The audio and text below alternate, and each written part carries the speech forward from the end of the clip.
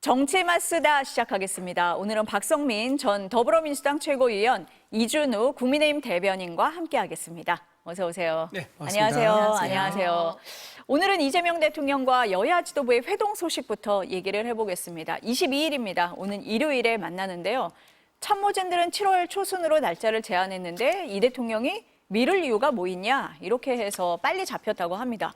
먼저 최고위원님, 네. 빠른 만남 어떻게 보세요? 그러니까 매우 고무적인 일이죠. 그러니까 왜냐하면 이제 사실 그동안 윤석열 정부에서는 야당 대표가 계속 만나달라고 하는데도 안 만나 주셨잖아요. 그렇게 하면서 야당과의 어떤 대화가 실종되는 그런 광경이 꽤 긴 시간 이어졌었는데 이번에는 이재명 대통령께서 그동안 강조해 오셨던 대로 어떤 협치와 통합의 정신을 실현하고 계시다 이렇게 볼 수가 있을 것 같습니다. 그리고 지금 이 여야 지도부의 회동 소식은 사실 결정된 건 이번이지만 그 전에 이미 제안이 있었어요. 그러니까 신임 원내대표를 예방하는 과정에서 국민의힘 측에 또 제안이 있었고 거기에 대해서 그럼 대통령께서 돌아오시면 날짜를 맞춰보자 이렇게 하면서 합의가 되는 과정이 있었던 것 같습니다. 그래서 대통령께서 굉장히 어떤 민생 회복과 경제를 성장시키기 위해서 여야의 협치가 절실하다 이렇게 보고 계신 것 같고 적극적으로 손을 내밀면서 어떤 경직된 이 여야의 관계를 좀 풀어보려는 의지도 대통령께서 갖고 계신 것 같다 이렇게 생각이 듭니다.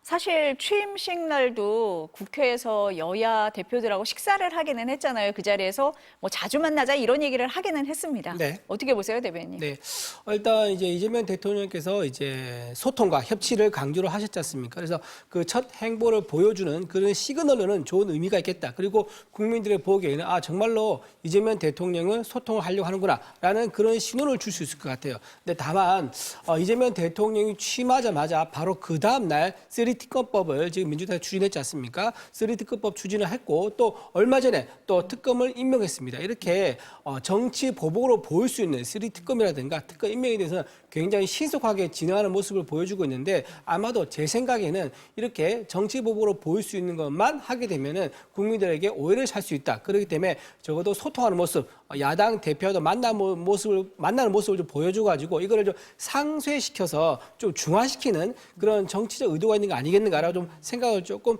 안 할 수가 없습니다. 안 할 수가 없는 거고 또 더군다나 이 특검을 하게 되면 상당한 부분이 지금 국민의힘 의원들을 지금 겨냥하고 있다라고 이제 국민 입장에서는 많이 우려를 하고 있거든요. 그러다 보니까 이제 정치 보복이라는 그런 얘기가 자연스럽게 나올 수밖에 없고 그것을 좀 중화시키기 위해서는 야당 대표와 소통하는 모습을 보여줄 필요가 정치적으로 있었다. 저는 그렇게 보입니다.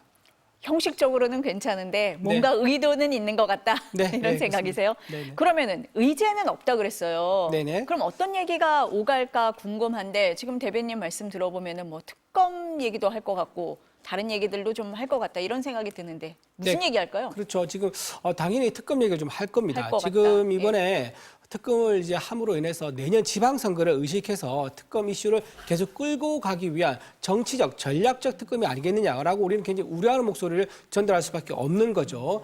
그리고 또 하나 지금 이제 이번에 G7 정상회의를 다녀오셨지 않습니까? 근데 사실 민주당과 대통령실에서는 이걸 위해서 굉장히 호평하는 이제 그런 내용을 많이 내고 있지만 또 국민의힘 입장에서 보면 냉정하게 또 봐야 될 의무가 있는 거거든요. 그러다 보면 트럼프 대통령 만나지 못했다. 애당초 거기 가는 목적이 트럼프 대통령과 만나서 7월 8일에 있는 상호 관세 유예 만기 그거를 해결하기 위해서 만료를 앞두고 있고 그거를 앞두고 첫 열쇠를 좀 풀기 위해서 간 건데 트럼프 대통령과 만나지 못하고 패시한 거.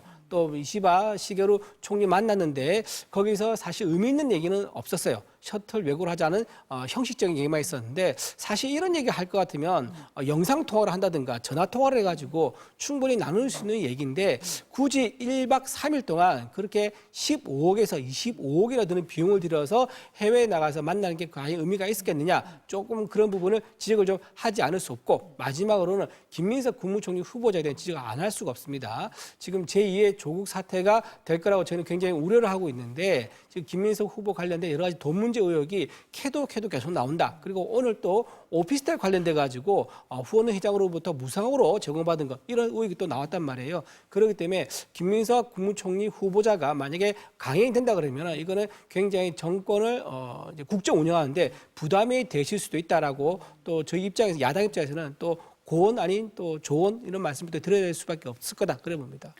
대변인 말씀을 들어보니까 밥 먹는 분위기가 훈훈할 것 같지만은 않다. 이런 소화가 잘안 되실 것 안될 것 같아요. 이렇게 얘기를 하시면 어떤 얘기할 것 같습니까? 저는 일단 네. 아무래도 이제 외교를 첫 무대를 이제 성공적으로 데뷔를 하고 오셨기 때문에 어떤 지금 국제 정세라던가 그리고 특히 일본 총리와의 대화에서 좀 유의미했던 부분들 그리고 미국과의 지금 관세 협상 유예 이 문제가 이제 앞두고 있기 때문에 여기에 대해서 좀 의견을 얘기하는 자리가 간략하게라도 있지 않을까라는 생각이 들고 아마 국내 정치 현안 중에 지금 가장 큰 거는 이제 국무총리 후보자에 대한 임명에 대해서 협조를 구하는 문제 그리고 추경에 대한 신속한 집행 의지가 있기 때문에 여기에 대해서 국회가 좀 협조를 해달라라는 취지의 말씀이 있지 않을까 싶습니다. 지금 국무회의에서 추경은 의결이 됐는데 어쨌든 이제 국회에서 통과를 시켜야 되는 절차가 남아있기 때문에 지금 민주당 같은 경우에는 내주 중에는 이제 본회의를 열자 이렇게 얘기를 하고 있는 상황이라서 야당의 협조가 좀 필요한 상황이다 이렇게도 볼 수 있겠죠. 그래서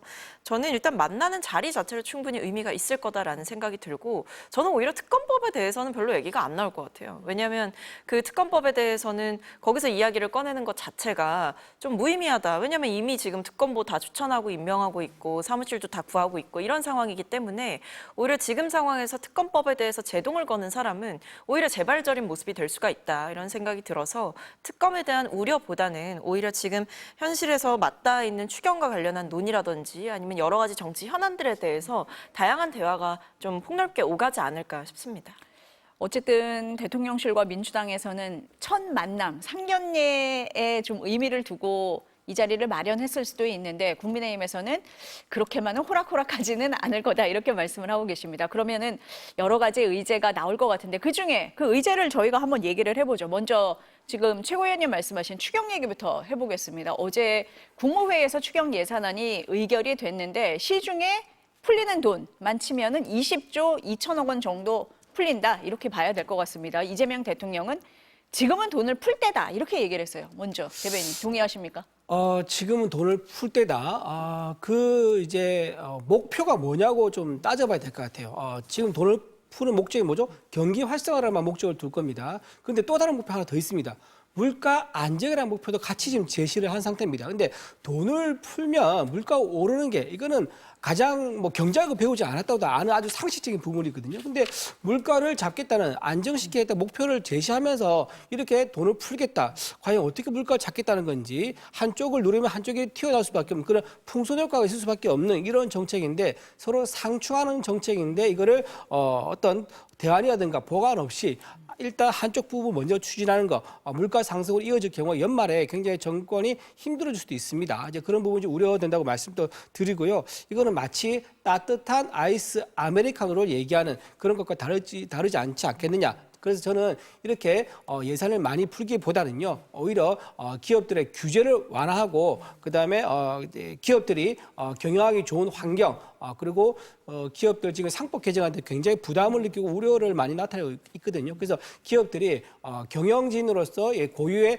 경제 활동에 집중할 수 있도록 해주는 입법 이런 것들을 좀 도와주면 오히려 일자리가 생김으로 인해서 자연스럽게 경제가 활성화될 건데 이렇게 돈을 풀어가지고 경제를 활성화시키겠다. 이게 과연 목적하는 바를 이룰 수 있을지 좀 의문이다 말씀드리고요. 지난번에 한번 이런 적이 있었습니다. 예전에 코로나 시기 때 그때는 이제 돈을 풀었었던 게 어느 정도 납득이 됐습니다. 명분이 있었죠. 왜냐하면 전부 다 밖에를 안 나가니까 소상공인 자영업자들이 버틸 수가 없는 거예요. 월세는 계속 나가야 되는, 임대료는 나가야 되는데 소득은 없는 거. 그럴 때는 돈을 좀 풀어가지고 소상공인한테 집중해서 좀 자생력 갖출 때까지 지원하는 거 그게 말이 되죠. 하지만 지금같이 코로나 상황이 아닌데도 불구하고 돈을 이제 푸는 거는 자칫하면 오히려 물가 상승만 가져올 수 있겠다. 그리고 경제 활성화에는 도움이 안 된다. 왜냐하면 지난번에 경기도에서 돈을 풀었을 때 그때 한국은행에서 조사를 한 적이 있어요. 재정 승수라는 게 있는데 재정 승수라는 게 정부에서 투자를 하면 얼마만큼 경제 효과가 있느냐 이거거든요. 100을 투자했을 때 100만큼 부양 효과가 있으면 이건 1입니다. 근데 지난번에 경기도에서 돈을 뿌렸더니 재정 승수가 0.2가 나왔어요. 그러니까 100을 뿌리면 20밖에 안 돌아오는 거예요. 그런 상황인데 한번 그렇게 검토된 적이 있고 결과가 나왔을 때도 불구하고 또다시 돈을 뿌린다? 이게 과연 소개 목적이나 효과를 이룰 수 있을지 좀 우려스러운 부분이 많습니다. 경기를 살린다는 취지에는 공감을 하지만 방식에 있어서는 공감하기 어려운 부분이 있다. 어떻습니까? 근데 저는 네. 얼어붙은 경제 상황에 추경은 특효약이 될 수 있다고 생각을 합니다. 특히 추경에 대해서는요, 민주당만 얘기한 게 아니라 뭐 한국은행에서도 계속 추경이 필요하다라고 이창용 총재가 이야기를 해왔고, 말씀해주신 어떤 물가가 올라가는 것 아니냐, 오히려 이 부분에 대해서도 이창용 총재가 뭐라 그랬냐면 추경으로 돈이 풀려도 물가를 자극할 확률은 매우 낮다, 이렇게 이제 분석을 하시더라고요.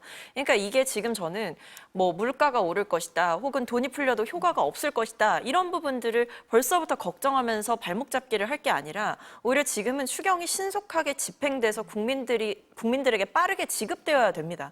왜냐하면 사실 이번에 우리가 통과를 시킨다고 해도 이걸 이 소득 계층별로 매칭업을 시키고 또 그게 실제로 이제 쓸 수 있는 그 상태가 되기까지는 시간이 필요하거든요. 그래서 사실 지금도 많이 늦었어요, 추경이. 추경이 결국에는 속도전이다라는 말이 있었습니다. 근데 뭐 불법 비상계엄이다 뭐다 하면서 시간이 계속 흘렀고, 사실 지금 이 민생경제 상황이 굉장히 안 좋다라는 거는 모두가 알게 된 상황이죠. 지금 성장률도 전망치가 계속 낮아지고 있는 상황이고 계속 수정 조정되지 않습니까? 굉장히 어렵다, 경제가 어렵다라는 말씀을 국민들께서 많이 하고 계신데, 이 상황 속에서 저는 추경의 신속함이 굉장히 중요하다. 그런 면에서 야당이 오히려 이런 부분에 협조를 해야 되는 것이지, 이것을 가지고 뭐 현금을 살포하느니 뭐 이재명 대통령이 당선되고 나서 뭐 보답하는 거냐, 이런 식으로 이야기를 하는 것은 전혀 국민들의 삶에 도움이 되지 않는다라는 말씀을 드리고요. 사실 그리고 이번 추경의 내용만 살펴본다라고 하더라도 처음에 어떤 이야기가 나왔었던 보편적으로 모든 국민들에게 똑같은 금액을 지급하는 안과는 또 다르지 않습니까? 그러니까 결국에는 특히 뭐 두텁게 지원하는 층에게는 보다 많은 금액이 가고, 그렇지 않은 층에게는 이제 15만 원 정도가 간다. 그러니까 이게 보편적으로 지급은 되지만 금액에는 또 차등을 뒀기 때문에 이것은 재정의 여력이라든지 아니면 국민의힘 측에서 계속 주장해왔던 뭐 특정 계층에게 더 집중해야 되는 것 아니냐, 이런 부분들을 충분히 섞은 것이라고 볼 수가 있어요. 그래서 저는 이것이 단순히 어떤 소득 지원의 성격을 넘어서서 경제의 선순환을 불러올 수 있는 긍정적인 효과를 기대한다, 이렇게 보고 있습니다. 대변인, 지금 최고위님 말씀하신 그 부분이요. 민주당에서는 보편적으로 전 국민에게 다 주자라고 계속 주장을 해왔고, 국민의힘에서는 아니다, 선별적으로 더 필요한 곳에 가야 된다라고 주장을 했었는데, 지금 이 형태만 보면 좀 절충이 된 방식 같거든요. 어떻게 평가하십니까? 그 섞은 거죠. 섞은 거죠. 15만 원은 전부 다 주는 예. 거고 50만 원에 대해서는 선별하자. 이제 이렇게 해서 지급하자는 거거든요. 섞은 건데 저는 이제 어쨌든 국민의 입장에서는 이렇게 전 국민에게 사실상 돈을 다 뿌리는 그런 형태가 되는 거는 뭐 작은 금액이라 하더라도 뿌리게 되는 거는 굳이 고소득이라든가 또는 자산가들한테 의미가 없는 거 아니겠습니까? 그리고 형평성에도 맞지 않죠. 왜냐하면 그분들은 자산이 굉장히 많아서 도움이 전혀 되지 않을 겁니다. 밥 한 끼에 뭐 그 사람들은 호텔에서 먹은 20만 원짜리 호텔 식사도 할 수 있는 거예요. 그렇다고 그러면 15만 원 주는 게 뭐 오히려 모자란 돈이 될 수 있는 거죠. 그래서 그런 돈들이 차라리 정말 필요한 사람들, 어려운 사람들, 차상위 계층 이런 사람들한테 핀셋으로 가야 되는 건데 전체 다 뿌리는 것은 이건 세금 낭비다. 이제 그런 우려가 굉장히 크다라고 말씀드리고, 이렇게 전체적으로 국민들한테 현금을 뿌리는 것은 아르헨티나나 베네수엘라나 그런 국가에서나 했던 정책이에요. 그렇게 해서 뭐 좀 우리나라에서 뭐 그런 현상이 있다고 말할 수 없는 거지만 국민들에게 현금을 뿌리고 정권의 표를 얻어가는 매표 행위로 옛날에 많이 썼던 건데, 지금 당장 선거를 앞두고 있는 게 아니지만 어쨌든 대통령 당선됐기 때문에 거기에 대해서 국민들에게 인사하는 차원에서 현금을 뿌린다라는 그런 인상은 지울 수 없어 보인다 하는 말씀드리고요. 또 이제 선별 지급하는 부분 있지 않습니까? 네. 이것도 굉장히 행정 비용이 많이 듭니다. 행정 혼선이 있을 거고요. 이걸 또 기준도 마련해야 되고, 또 기준에 따라서 또 배분하는 쪽은 또 조직이 나눠져 있습니다. 여기서 생기는 혼선도 상당할 겁니다. 그 혼선도 있을 거고요. 또 하나 여기서 부정수급 또는 부실수급 이런 문제가 또 있을 겁니다. 이런 부작용도 상당히 클 거기 때문에 저는 기대보다는 우려가 좀 더 크다 말씀드립니다. 근데 이게 이제 소득 지원의 형태뿐만 아니라, 그러니까 어려운 층에게 좀 두텁게 지원하는 성격뿐만 아니라 사실은 이 본래의 목적은 소비를 진작시키는 데 있기 때문에 이 다양한 계층에게 이제 돈이 가는 것을 문제 삼을 수는 없을 것 같고, 국민의힘도 지난 대선 때 추경 30조 제안하시지 않았습니까? 않았습니까? 그러니까 저는 더 이상 국민의힘이 추경에 대해서 반대할 명분은 전혀 없다라는 생각이 들고요. 그러니까 저는 구체적으로 좀 따져보고 싶은 건, 그러니까 이게 따로 계층을 골라내면 행정 비용과 시간이 많이 든다라고 말씀을 해주셨죠. 그러니까 그렇기 때문에 사실은 전 국민에게 동등한 금액을 주는 게 어떻게 보면 신속한 면에서도 비용 면에서도 더 나을 수가 있습니다. 근데 그럼에도 불구하고 재정 여력 살펴봐야 된다. 이런 현실적인 제안도 있었고 조언도 있었고 비판도 있지 않았습니까? 그래서 현실적인 재정 여력도 살펴보고 이게 모두에게 다 똑같이 주는 게 맞느냐라는 지적 계속 야당에서 해오셨잖아요.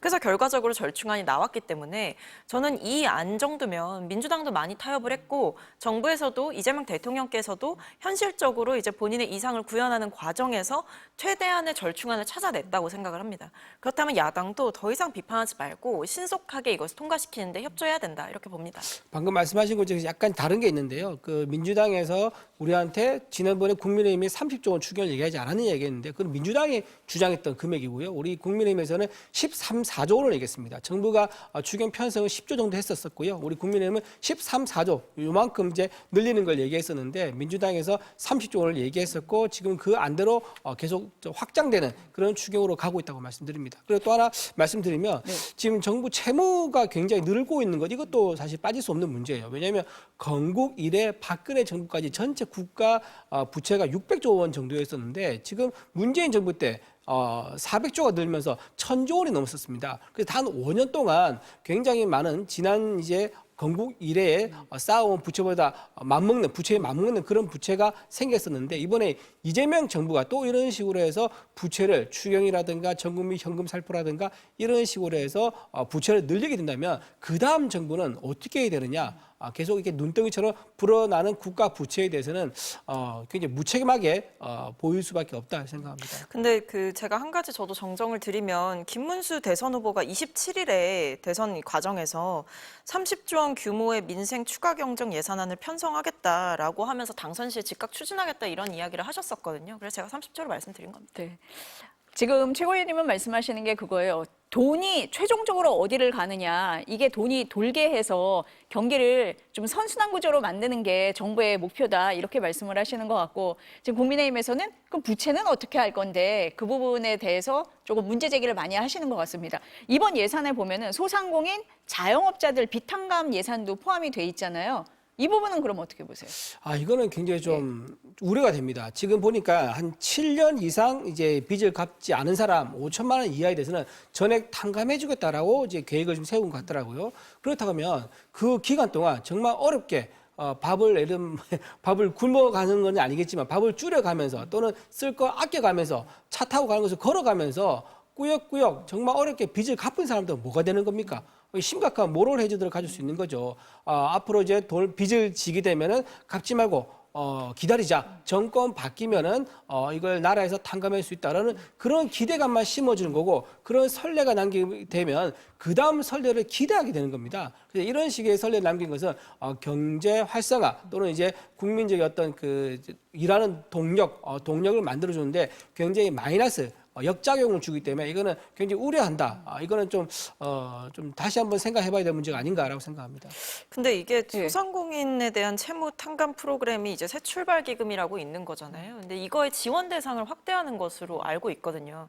근데 이거는 지난 정부에서도 했던 정책입니다. 그렇기 때문에 코로나19로 이제 피해를 입었던 자영업자들에 대한 어떤 지원책 중에 하나인 거죠. 근데 이것을 어쨌든 장기적으로 지금 경제가 굉장히 안 좋은 상황 속에서 그 여파를 계속해서 어떻게 보면 누적해왔던 이 소상공인들, 자영업자들을 위해서 필요한 정책의 지원 대상을 조금 확대해 나가는 이런 부분들이 저는 지금 상황에서는 매우 절실하다. 왜냐하면 그분들의 삶이 그 이전으로 다시 돌아오고 있지 못하다고 한다면 그리고 어떤 연체된 빚이라던가 이런 빚의 악순환에 빠져 있다라고 한다면 이것을 방치하는 것만이 국가의 역할은 아닐 것이다. 그리고 이것은 진영으로 볼 정책이 아니라 오히려 국민의 삶에 집중해서 봤을 때에는 반드시 필요한 정책이고 이미 시행되어 왔던 정책이다. 이렇게 볼 수 있을 것 같습니다. 아니 근데 이렇게 빚을 그냥 뭐 안 갚는 사람들은 그냥 그래 갚지 마. 그래 이제 그동안 네가 빚 많이 가지고 있으니까 수고했어 하면서 탕감해버리면요. 다음부터는요. 의도적으로 빚을 안 갚아요.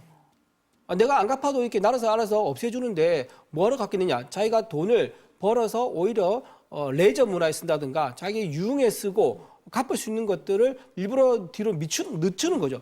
늦춰가지고 의도적으로 갚지 않는 인구가 확 늘어날 거예요. 지금 이번에 빚 탕감 혜택 받는 게 113만이라고 그러는데요. 이번에 한번 탕감해 주잖아요. 그럼 그 다음 빚 탕감해 줄 때는 113만이 아니라 1,200만이 될 수도 있습니다. 왜냐하면 이 선례가 있으니까 지난번에 그래서 나도 혜택 받아야지 라는 의도적인 빚 안 갚는 사람이 늘 수 있다는 문제 때문에 저는 어떤 걸 말씀드리냐면 오히려 인공지능이라든가 빅데이터 이런 곳에 핀포인트 투자를 해가지고 일자리를 많이 늘려가지고 이 사람들이 스스로 자생력을 키워서 빚을 갚아 나올 수 있고 생활할 수 있게 하는 거 이게 더 바람직한 정책이다 그렇게 생각합니다. 근데 이게 예. 좀 민감하게 봐야 될 부분이 뭐냐면 코로나19가 있었잖아요. 맞아요. 그러니까 그때의 여파인 거거든요. 근데 그때 뭐가 있었냐면 정부가 그 영업 시간을 정해버립니다. 집합금지를 시킨 거죠. 집합금지를 영업을 못하게 한 시켰잖아요. 거예요. 영업을 맞아요. 사실상 예. 못하게 했고 뭐 원래 새벽까지 했던 뭐 예를 들면 뭐 운영을 했던 가게라고 한다면 그냥 당장 뭐 문을 닫게 되는 상황이었고 인원도 모일 수 있는 규모가 정해져 있었기 때문에 어떻게 보면 국가에 의해서 본인이 영업할 수 있고 수익을 창출할 수 있는 권한을 그 침해를 당한 거고요. 제한을 받은 거예요. 근데 그럼에도 불구하고 당시 코로나19라는 전대미문의 사태와 어떤 이 보건 위생 뭐 관련한 상황들 때문에 협조를 한 거 아닙니까? 그렇다고 한다면 이분들이 진 빚이 과연 개인의 어떤 태만한 삶이라던가 아니면 뭐 게으른 삶이라던가 이런 문제 때문에 생긴 게 아니라 국가가 내렸던 조치에 대해서 협조하는 과정에서 불가피하게 생긴 빚이고 그게 계속해서 악순환으로 이어졌다라고 한다면 이거는 국가가 어느 정도 책임져 줄 필요가 있는 거죠. 그리고 거듭 말씀드리지만 이런 부분들에 대한 문제의식이 있었기 때문에 윤석열 정부 때도 이 새출발 기금이 지원됐던 거 아닙니까? 이걸 조금 더 확대하겠다라는 것만을 가지고 뭔가 도덕적 해이가 심하게 일어날 것처럼 생각을 하는 것은 오히려 그분들이 그동안 협조해 왔던 것들 그리고 침해당했던 권리들 이런 걸 하나하나 따지면 사실 국가가 더 잘못이 크다 이렇게 볼 수도 있는 거예요. 최고위원님 말씀하신 그런 부분 때문에 아마 정부가 좀 신경을 쓰고 있는 건 맞는 것 같습니다. 그러니까 자영업자가 자기가 뭐 태만한다든지 문제가 있어서가 아니라 코로나19로 구조적인 문제가 있었던 건 분명하거든요. 그런 부분에 있어서 국가도 어느 정도 책임을 진다 뭐 이런 면도 있는 거는 같습니다. 우려하시는 건 뭔지는 알겠습니다. 그렇죠. 근데 예. 이런 부분이 있는 거죠. 아까 국가에 의해서 이제 본인이 손실을 봤다고 얘기한 건 좀 잘못된 것 같아요. 왜냐하면은 자연 발생적인 재난이 아닙니까? 코로나 같은 경우는 왜냐하면 태풍이라든가 지진이라든가 폭우라든가 이것도 다 자연 재난이거든요. 근데 그거에 의해서 어떤 교통을 통제한다거나 또는 뭐 집합 어떤 장소를 만들어서 거기 머물고 한다거나 이게 그러면 국가에 의해서 피해를 입은 겁니까? 그러지 않은 거죠. 국가는 더 피해가 확산된 것을 막기 위한 노력을 했는데 어떻게 국가에 의해서 피해를 입은 분들이라고 말할 수 있습니까? 그건 잘못된 거고요. 피해를 입었을 경우에 국가가 최소한의 지원을 통해서 자생할 수 있는 자력을 할 수 있는 기회를 주는 거 이 정도의 도움은 맞는 거지만 집이 휩쓸려갔다 태풍 때문에 또는 폭우 때문에 휩쓸렸다 가지고 아예 새 아파트를 지어준다든가 이건 완전 차원이 다른 문제입니다. 그래서 그런 식으로 자연 재난이든가 이런 상황을 통해서 모든 것을 어떤 무상으로 또는 뭐 무상으로 없던 상태를 만든다든가 무상으로 원상복귀 시킨다든가 이렇게 되면 시장 경제 기본 원리를 훼손하게 된다 그런 말씀도 같이 드립니다. 일요일 오찬에서 이런 공방이 오갈 것 같습니다. 일단 추경을 가지고 이런 식으로 국민의힘과 민주당의 다른 얘기가 오갈 것 같고요. 어제 그 국정기획위원회에서 정부 부처 업무 보고 받았잖아요. 그런데 매우 실망스럽다 이렇게 얘기를 하면서 다시 업무 보고하라 이렇게 얘기를 했습니다. 이게 뭐 기강 잡기입니까? 아니면은 뭐 이 공직사회가 좀 해이해진 부분을 지적을 했다 이렇게 보십니까? 어떻게 보세요? 그 정권이 바뀌면요 항상 이래 왔습니다. 항상 이랬습니까? 항상 이랬어요. 이거 새로운 건 전혀 아닙니다. 예, 네. 새로운 거 아니고요. 이제 정권이 바뀌면 그동안 이제 지난 정권에서 이제 어떤 정권의 가치라든가 방향에 맞춰서 업무를 해왔단 말이에요. 그런 이제 업무를 해왔던 것을 쉬프트 하는 거죠. 새로운 정권이 가지고 있는 가치나 방향성을 재빨리 흡수해가지고 그걸 업무에 반영해야 되는데 그게 아무래도 늦죠. 공무원들은 직업 공무원이기 때문에 방향 잡는 거는 정치인이 하는 거고요. 그 방향을 실현하는 것은 공무원이 하는 겁니다. 그래서 처음에 가져온 보고서는 무조건 빠꾸밖에 됐습니다. 빠꾸라면 그렇지만 무조건 되돌려주는 반환 다시 보고해라고 할 수밖에 없습니다. 그런 이제 차원인 거고 특별히 뭐 이재명 대통령이 이번 보고 받은 것에 대해서 뭐 격노하면서 군기잡기 나섰다라고 볼 수 없는 거고 정권이 바뀌었기 때문에 당연한 현상이다. 저는 그렇게 말씀드립니다. 이재명 대통령이 아니라 이한주 원장이 그랬다고 하는데요. 이한주 원장. 네. 어떻습니까? 그러니까 지금 국정기획위원회가 이 중장기 로드맵을 짜야 되는 기구인 거잖아요. 그러니까 기본적으로 대통령의 공약을 바탕으로 해서 여기에 맞춰서 앞으로 이제 국정 과제들을 설계해 나가고 타임라인이나 뭐 전략들을 좀 짜야 되는 거고 특히 지금 뭐 정부 내에 쌓여 있는 비효율들을 좀 고쳐가겠다, 개혁하겠다 이런 의지가 있는 거잖아요. 그렇기 때문에 저는 철저하게 이 업무 보고를 받는 과정에서 좀 날카로운 피드백들은 분명히 필요한 상황이다 이렇게 보이고, 개인적으로 조금 우려되는 것은 물론 성실하게 일하시는 공직자들도 저는 많을 것으로 생각이 되지만, 또 한편으로는 지금 어쨌든 전임 정부와의 어느 정도 불편한 동거는 있는 거거든요. 특히 지금 각 부처 장관들이 거의 자리를 지키고 있는 상황이고, 아직 이제 후임 장관들 인선이 안 된 상황이기 때문에 사실 이게 책임자이자 어떻게 보면 지시를 하는 위치에 있는 장관이 그대로인 상황인데 곧 바뀔 수도 있는 상황이고, 여러 면에서 공직사회가 약간은 좀 혼란스러울 수 있다. 그러니까 그 혼란기를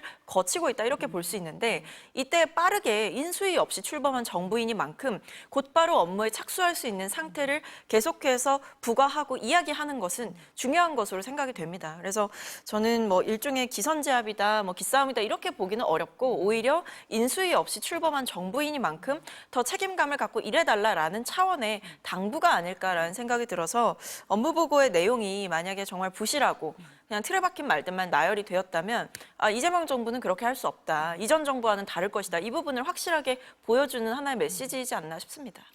어제 인사청문회는 어떤지 두 분 의견을 좀 들어보겠습니다. 새 정부 들어서 어제 첫 인사청문회가 열렸잖아요. 이종석 국가정보원장 후보자의 인사청문회였는데, 국민의힘에서는 대북관을 많이 질문을 했습니다. 많이 따졌어요. 그런데 오늘 인사청문 보고서가 채택되기로 했다가 무산이 됐습니다. 국민의힘에서는 원내대표 협상, 이 대통령과의 오찬 회동 이후에 결정하겠다 이렇게 얘기를 했거든요. 어떻습니까?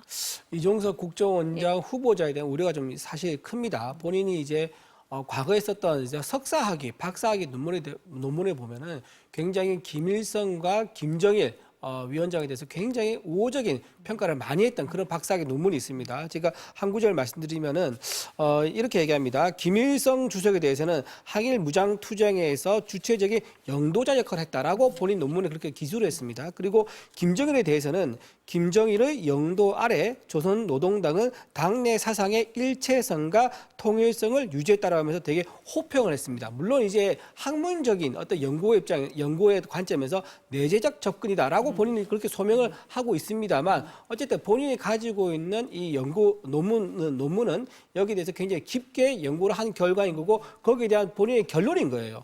그런 결론인 거라서 굉장히 이렇게 북한의 우호적인 사람이 우리나라 최고의 정보기관의 수장이 되겠다.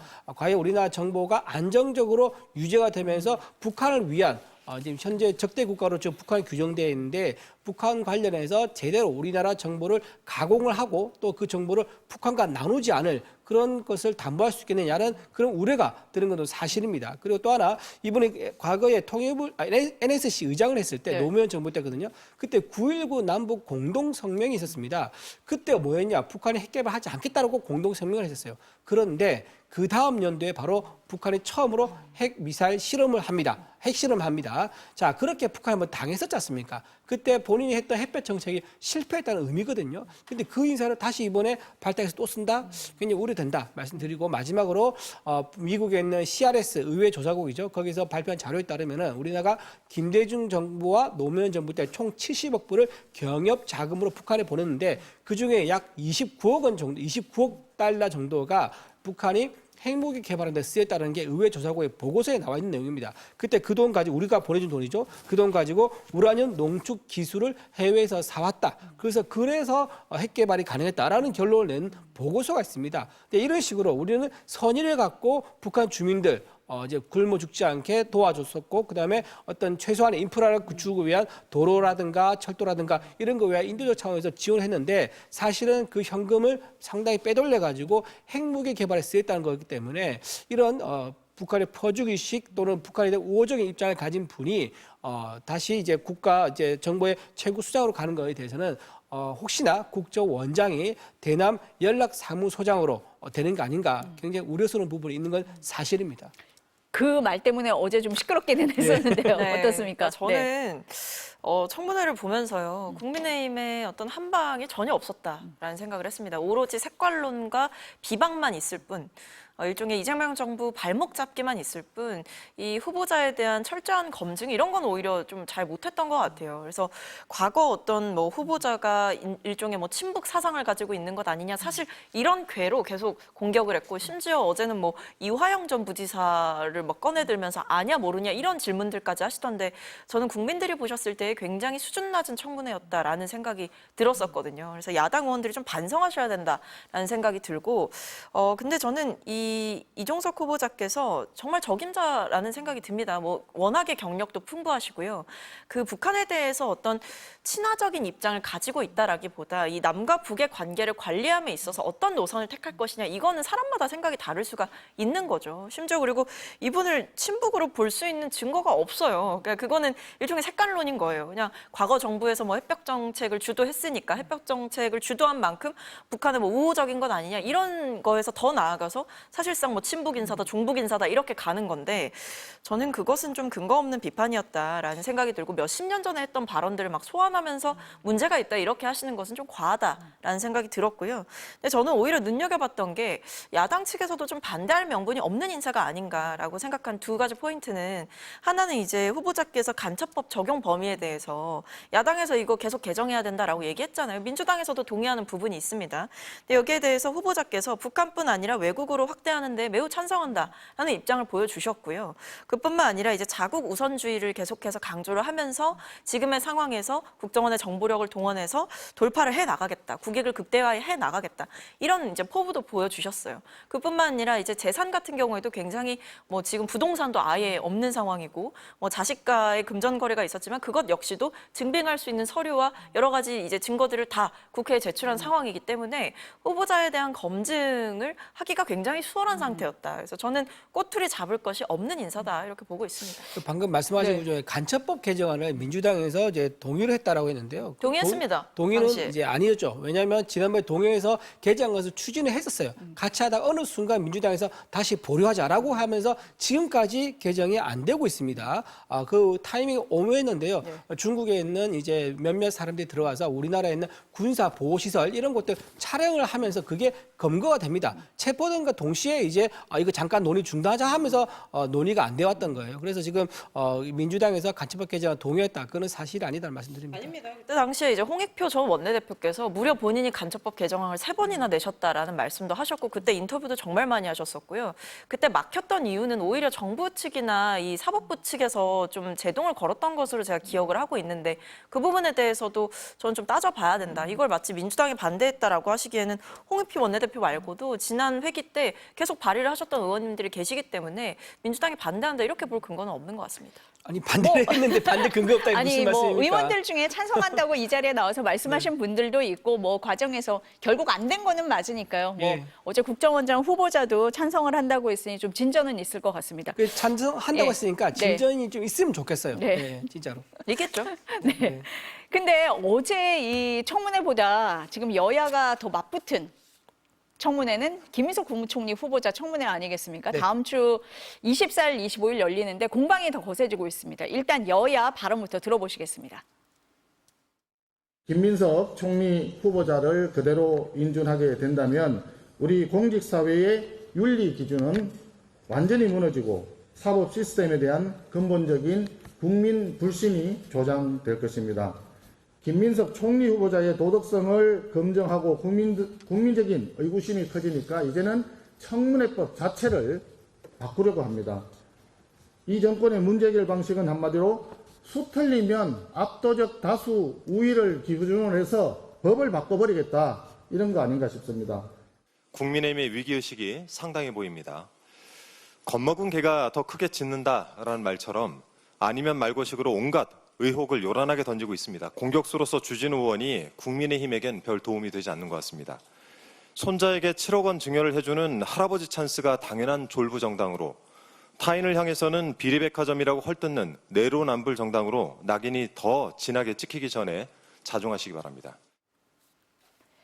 김민석 후보자가 자산 증식 과정, 칭화대 석사 논란과 관련해서 SNS를 통해서 매일 해명을 하고 있는데요. 대변인 보시기에는 충분하지 않다 이렇게 보시는 겁니까? 예, 그렇죠. 매우 충분하지 않고요. 이제 김민석 후보가 여기서 버티면 위험할 수 있다. 무슨 말이냐면 지난번에 조국 사태가 일어나기 직전에 비슷한 현상입니다. 그때 조국 사태 일어나기 전에 문재인 전 대통령 지지율이 거의 50% 정도였는데요. 임명을 강행했습니다. 그때 45% 떨어집니다. 그리고 결국은 한 달 열흘 만에 사퇴를 합니다. 사퇴를 했을 때 문재인 전 대통령 지지도가 39%가 됩니다. 거의 11% 떨어진 거거든요. 이제 그런 현상이 지금 또 나타날 수 있는 거예요. 그래서 지금 물론 이번 주말 되면 아마 여론조사는 있을 것 같은데 지금 김민석 후보 갖고 있는 의혹이 거의 돈 문제예요. 파파돈. 파도 돈 문제가 나온다. 그래서 파파돈인데 지금 여기서 보면 본인에 직접 관련된 거 있지만 전 부인도 의혹이 있고 현 부인도 의혹이 있습니다. 전 부인 같은 경우는 과연 정말 김민석 후보의 주장대로 전액 학비, 그러니까 국제고등학교와 코넬대 그 학비, 그 비싼 학비를 부인이 다 댔느냐, 사실이냐, 그걸 따져봐야겠죠. 만약에 이혼을 했을 때 양육비 부담 원칙이 있지 않습니까? 서로 합의를 합니다.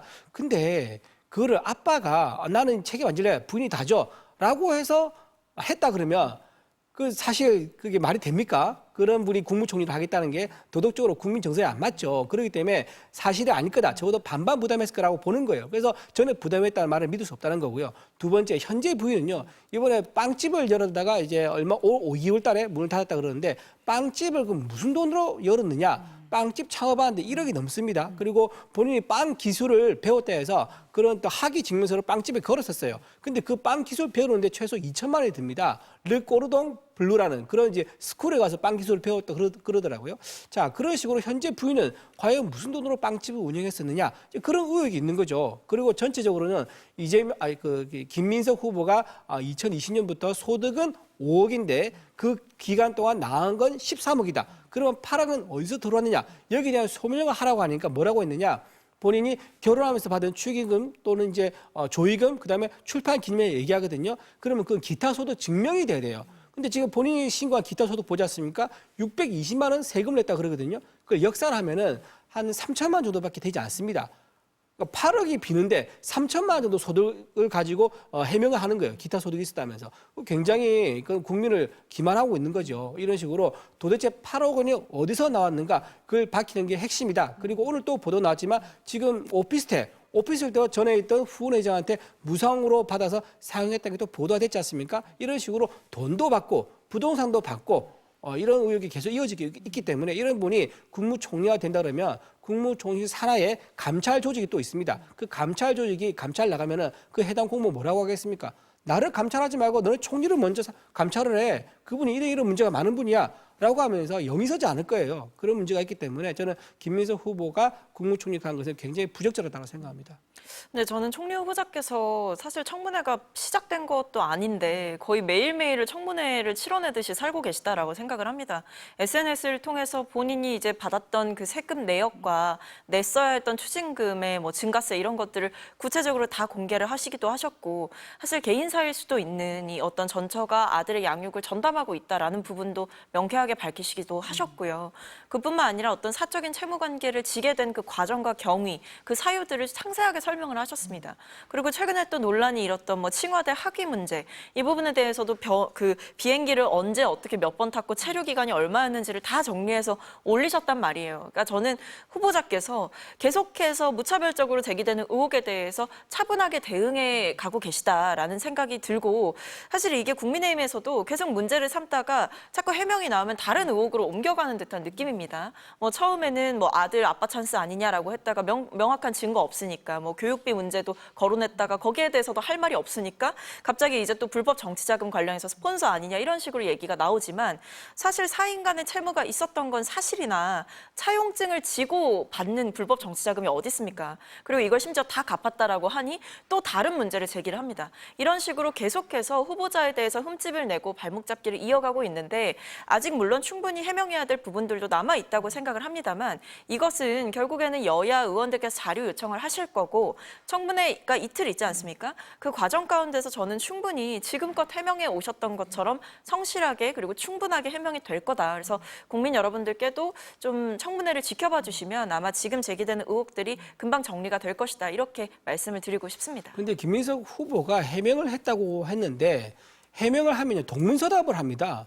동문서답을 하는데 뭐라고 지금 더 얘기를 합니까?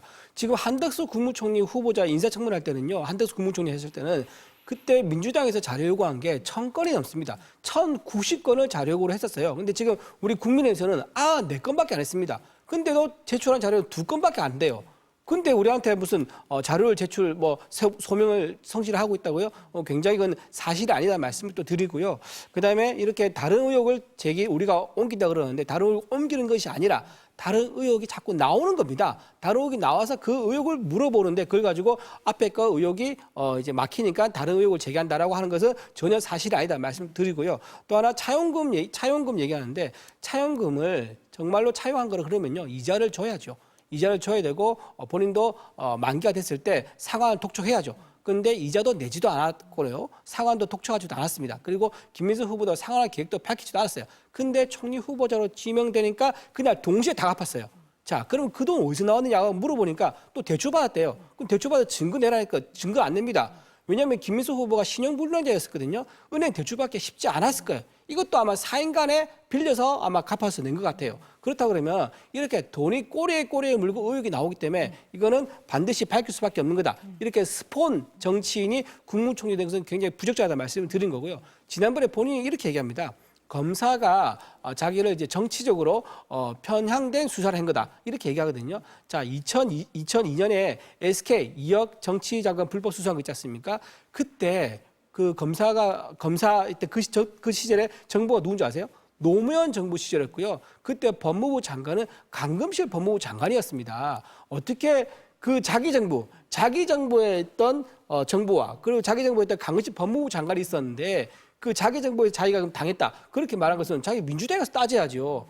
국민의힘에 다 얘기를 하면서 편향된 검사가 자기를 수사했다. 그런 건 굉장히 맞지 않다고 생각합니다. 대변님은 하나도 해명이 안 됐다라고 보시는 것 같은데요. 지금 증인 채택 가지고도 지금 합의를 못 하고 있는 거잖아요. 네, 이제 예. 전처를 부르겠다 이제 이런 네. 얘기를 국민의힘 측에서 해가지고 문제가 되는 거죠. 그러니까 이게 검증을 할 수는 있지만 어떤 좀 지켜야 될 금도가 있는 것 아니냐. 그러니까 이제 가족이 아니게 된 분까지 굳이 청문회장으로 불러서 무언가를 국민들 앞에서 계속 말하게 하고 따져 묻고 이렇게 되는 상황 자체가 저는 인간적으로도 그것은 맞지 않는 도리다라는 생각이 듭니다. 그리고 후보자께서 충분히 해명을 하셨어요. 그러니까 전 부인이 담당을 하고 있다라고 이야기를 하셨다면 그 부분에 대해서 굳이 증인까지 불러서 그렇게 난도질을 해야겠느냐 이런 질문이 들 수밖에 없는 거고 이러니까 이제 국민의힘에서 저는 계속해서 의혹을 제기하고는 있지만 그만큼 후보자께서 SNS를 통해서 활발하게 국민들께 입장을 전하고 있는 상황이기 때문에 저는 어느 정도의 해명들은 다 됐다라고 보고 있습니다. 남아있는 해명들은 청문회 과정에서 보시면 될 거다. 이렇게 두 가지만 생각합니다. 좀 말씀드릴게요. 네. 지금 전 부인 말씀하시는데 전 부인을 부르는 게 뭔가 조금 지나친 거 아니냐, 망신주의 아니냐라고 얘기하는데 전 부인이 만약에 모의해가지고 불법 정치를 받으면 문제가 없는 겁니까?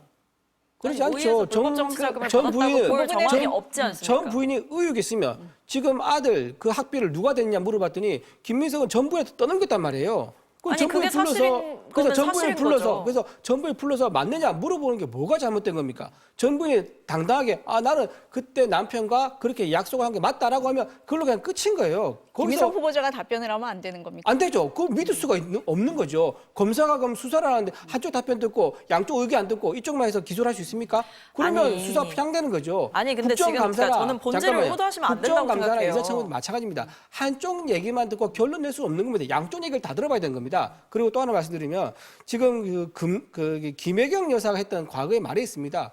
검증에는 성역이 없다라고 이번 말고 지난번 대선 나왔을 때 본인 관련된 의혹이 나왔을 때 막 그런 얘기를 해요. 검증에는 성역이 없다. 왜 근데 민주당에 있는 김민석 후보의 부인은 성역이라고 생각하십니까? 성역이 있을 수 없는 거죠. 그래서 저는 검증에서는 무제한으로 국민들이 납득할 때까지 검증할 필요가 있다고 생각합니다. 저희가 시간이 짧아서 박 최고위원님 말씀만 듣고 끝내겠습니다. 네. 그러니까 이걸 전부인을 불러서 검증할 일이냐고 묻고 싶은 겁니다. 그러니까 지금 불법 정치자금 얘기를 왜 그거랑 엮으시는지는 모르겠는데요.